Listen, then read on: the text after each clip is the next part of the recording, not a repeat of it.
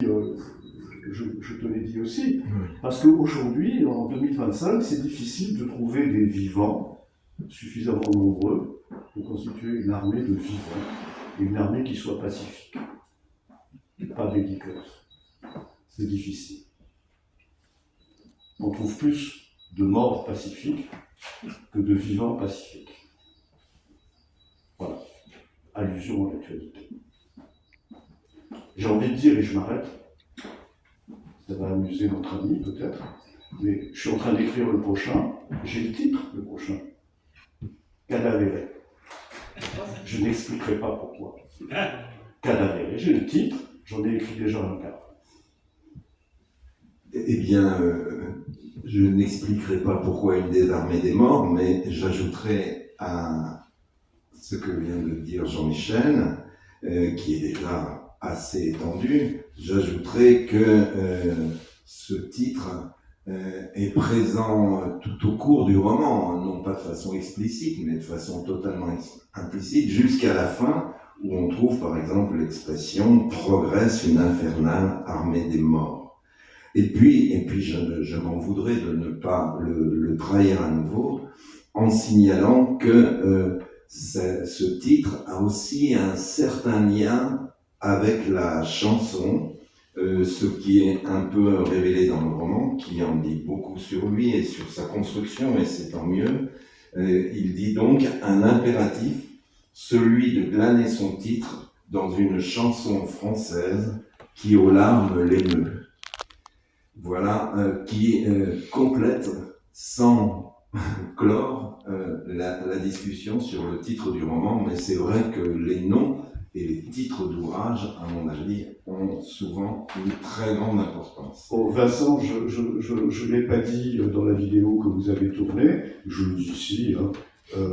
Cette chanson, c'est un texte très court, un extrait d'un texte beaucoup plus long, d'un texte de Léo Ferré.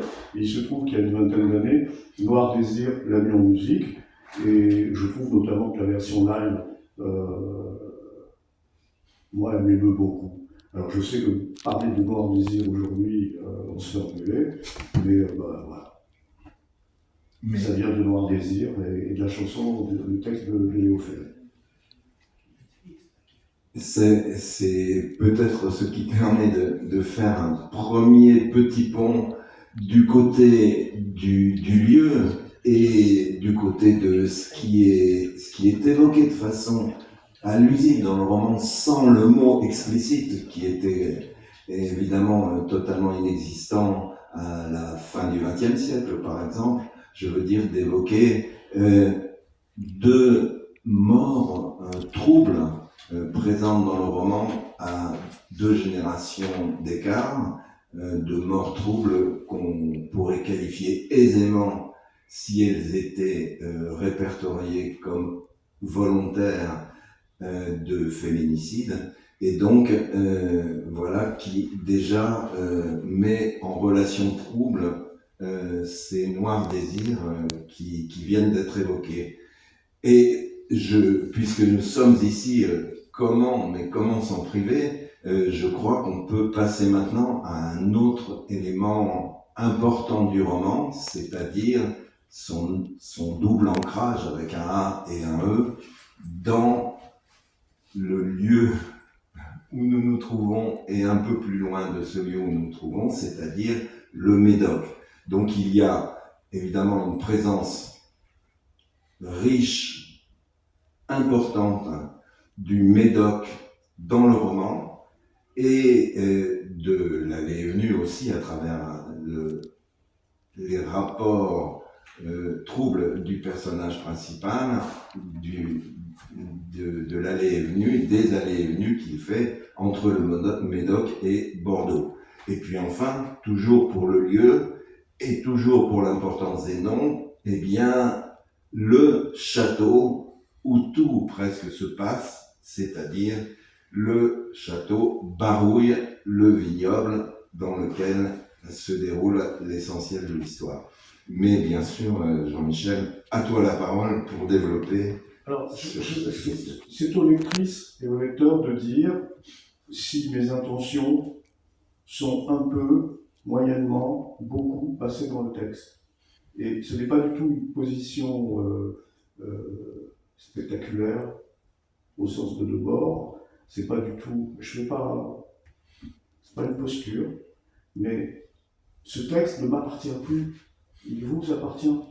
Que vous l'aimiez, que vous ne l'aimiez pas, voilà, il est à vous. Je ne conçois pas de publier, de signer un texte et ensuite de considérer que vous avez tort de le lire comme ça. Non, il vous appartient. C'est vous qui le rendrez vivant, ce n'est pas moi. Et ce que je peux dire de ce texte, c'est simplement pour vous inciter à le rendre vivant. Parce qu'un livre dans une bibliothèque, c'est un objet mort. Le livre, il est vivant quand il y a une lectrice ou un lecteur. Autrement, il est mort. Bon. Alors, en ce qui me concerne, j'ai des intentions. Je vais faire vite, je vais être schématique. Je vis mal notre époque. Et je suis dans la nostalgie des années 70. De ces années où j'avais eu entre 15 et 20 ans. Des années que je ne vais pas idéaliser, mais des années où la fraction de ma génération a cru que nous allions changer le monde. Et ici, pas de l'autre côté de la Terre, ici, qu'il fallait un effort. Nos aînés, je parle pour moi, nos aînés, avaient raté le coche de peu en 68, et bien en 70, 71, 72, 73, fallait y aller. Ça se traduisait tout simplement par un slogan romantique et ridicule. Chaque année, au mois de mars, qu'est-ce qu'on criait? Chaud, chaud, chaud, le printemps sera chaud. On attendait ça. Bon. Et donc, la littérature qui m'a intéressé dès cette époque, c'est notamment la littérature d'un surréaliste qui s'appelle René Crevel, que j'ai lu passionnément à l'époque. Pourquoi? Parce qu'il me donnait l'impression qu'au sein du groupe surréaliste, il avait été l'un de ceux qui avaient essayé d'articuler le plus la question de la révolution politique et de la révolution culturelle, avec des choses qui, pour des militants léninistes ou marxistes-léninistes, étaient importantes, c'est-à-dire que, par exemple, Crevel, dans son petit appartement du 16e arrondissement à Paris, quand Hitler prend le pouvoir en 1933, il reçoit des réfugiés allemands. C'est-à-dire que sa solidarité, ce n'est pas simplement une solidarité de discours, d'estrade, etc., elle est concrète. Et en ce qui nous concerne, nous avons grandi, nous avons été instruits, nous sommes éduqués dans le critère primordial, c'est celui de la pratique. Voilà. Moi, je ne suis pas un théoricien, je n'ai jamais été un théoriciste tout en étant althusserien, j'ai jamais été un théoriciste. Des camarades qui passaient des heures à discuter sur la place de la virgule, ça m'ennuyait profondément, profondément, il fallait faire.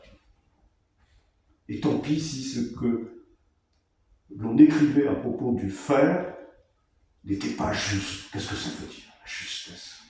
Qu'est-ce que ça veut dire? Bon. Alors, pour moi, la révolution politique, la révolution culturelle, le roman, la poésie. Comment faire? Crevel, pour moi, a donné pas des recettes, il a indiqué des pistes. Le roman, le dernier roman auquel Crevel travaillait quand il s'est suicidé, il avait intitulé Le roman cassé. Moi, j'ai toujours eu envie de lire des romans cassés. C'est-à-dire des romans qui cassent la représentation sans y parvenir, mais qui est l'intention de casser la représentation. Le dernier Louis Arlon. Le dernier Louis Arlon. Breton qui condamne le roman, et qui écrit quand même Nadja qui dit attends, c'est un récit de vie, hein, c'est pas un roman. Mais enfin, bon, aujourd'hui, allons dans les classes, les collègues, qu'est-ce qu'ils disent? C'est un roman. Et on le lit comme un roman. Cette articulation du roman, c'est-à-dire comment écrire, je ne dis pas raconter, comment écrire une histoire, et écrire une histoire qui laisse la place, et peut-être la place principale à la poésie. Et ça passe par le travail de la langue. D'où ma langue. ma langue, c'est 10 ans de travail, pour ma part. J'estime qu'elle est à peu près au point en 2015 avec Bordeaux, la mémoire des pierres. Elle est à peu près c'est mon dernier livre de professeur. Le suivant, Une fille d'Alger, c'est le premier livre d'un jeune écrivain. Et à partir d'une fille d'Alger, ma langue est au point. Et elle n'est pas figée, c'est-à-dire que si vous me lisez comme Vincent, vous allez vous apercevoir que de livre en livre, ma langue évolue, ne serait-ce que dans la ponctuation. Bizarroïde, ma ponctuation. Mais si vous regardez bien, il y a un signe de ponctuation dans celui-ci qui n'apparaît quasiment pas dans les précédents, qui apparaît là, etc., etc. Il y a une évolution. Donc moi, cela me rend heureux de dire, je ne suis pas figé dans un procédé, ça évolue. Mais je sais très bien que c'est une langue qui interdit à mes livres d'être en tête de gondole dans les librairies. C'est pas possible. C'est évident, regardez le monde tel qu'il est. Bon. Est-ce que ça me fait plaisir? Non. Ça ne me fait pas plaisir. Est-ce que ça va m'inciter à écrire comme d'autres qui vendent 30 000 ou 40 000 ou 50 000 exemplaires? Oh mon Dieu, non. Il faudrait m'abattre. Hein.